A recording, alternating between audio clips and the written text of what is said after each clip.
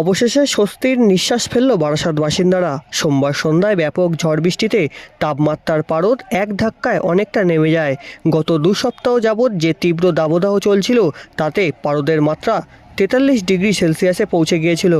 সোমবার সন্ধ্যায় ঝড় বৃষ্টি হওয়াতে সেই তীব্র দাবদাহের জ্বলন থেকে মুক্তি পায় সাধারণ মানুষ থেকে জীবজন্তু, গাছপালা সবাই।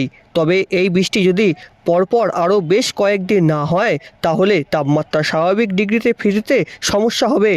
এদিন সন্ধ্যা 7টা নাগাদ ব্যাপক বজ্রবিদ্যুৎ সহ বৃষ্টি হয়।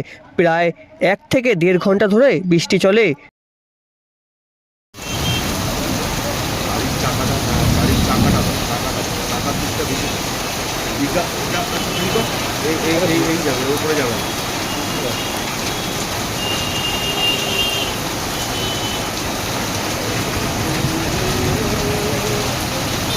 ভাই ভাই ওখানে কি